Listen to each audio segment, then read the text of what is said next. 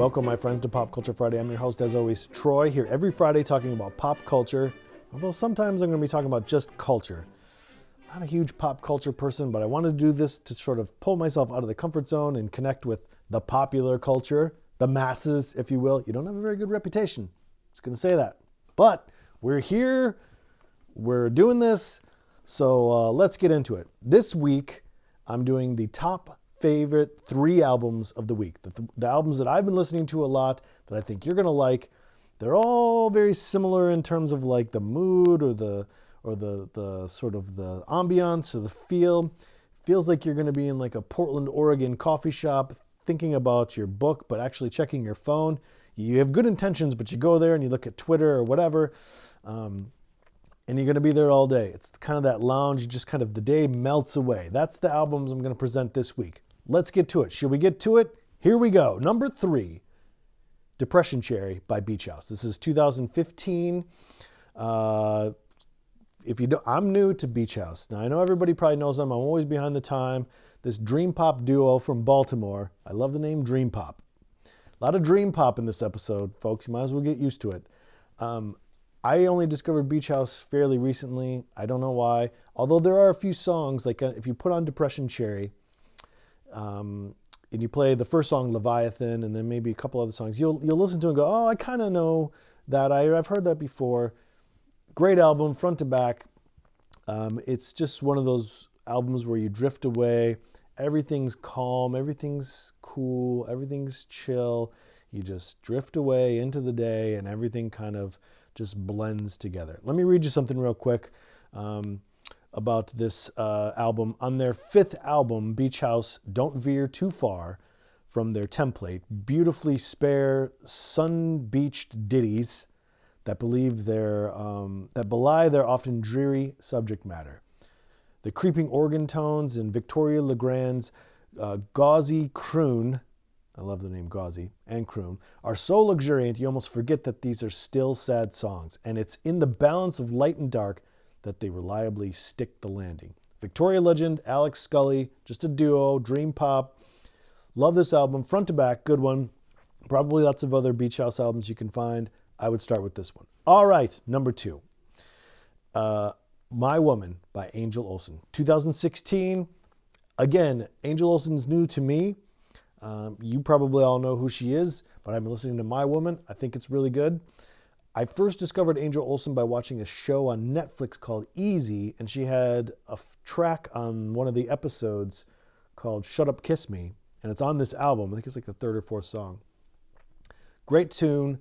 Here's the thing about Angel Olsen, and I also watched something from the NPR Tiny Little Desk concert. Now, I'm not a big NPR fan, if you know me, just not. But I watched this in preparation for this show, this episode. And here's the thing about Angel Olsen. She's got such a crazy good voice, like an angelic, anthemic type voice. Like it's just haunting. It's like ghost folk almost.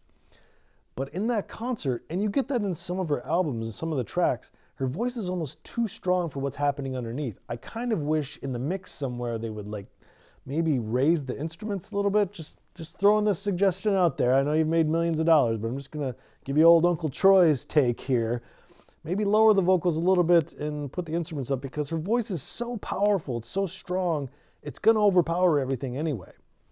Don't let me take away from the suggestion here, though. It's a great album. The first half of it kind of solves that problem because it's a little bit grungier, dirtier, a little bit heavier. By the time you get to the back half, the back 9, if you will, it kind of goes back into the folk setting. And I get the feeling that she really likes folk settings with just her and her guitar, but her voice is just so powerful. She's got to bring that down if she can. Great voice, great album. My Woman, Angel Olsen, 2016. Check it out. Number 1. I've got a problem, and it's called Cocteau Twins, and I don't know what the solution is except to listen to more of it.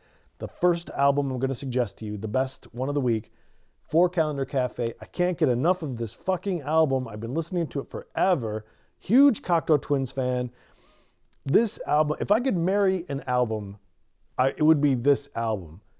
People would be like, did you hear that Troy got married? Oh, interesting. To who? He married an album. What? Yeah, 4 Calendar Cafe by Cocteau Twins. What's that? Yep. I would do it. I want this played at my funeral. I want everyone to listen to it. It's 41 minutes, 10 tracks. I can't get enough of these guys. It's like if they were an abstract expressionist painter, the Cocteau Twins, 4 Calendar Cafe, this painting would be sold for like $400 million. I'd buy it if I was a hedge fund prick. I would snap it up, snatch it up. I don't know if snatch is the right word. Snap it up, snap, or snatch. You don't snatch, you snatch things, but you don't snap things. I don't think. I don't know if that's a saying. Anyway, let me read you a little something about this.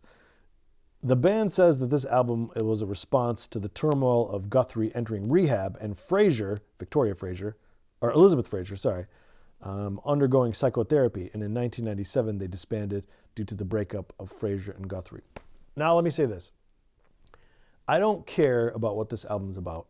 It's just great. The lyrics to me don't mean anything. I know they do to some people and they do to the people who write them. To me, I'm just hearing beautiful sounds and melodies, like in Evangeline, Theft and Wandering Around Lost.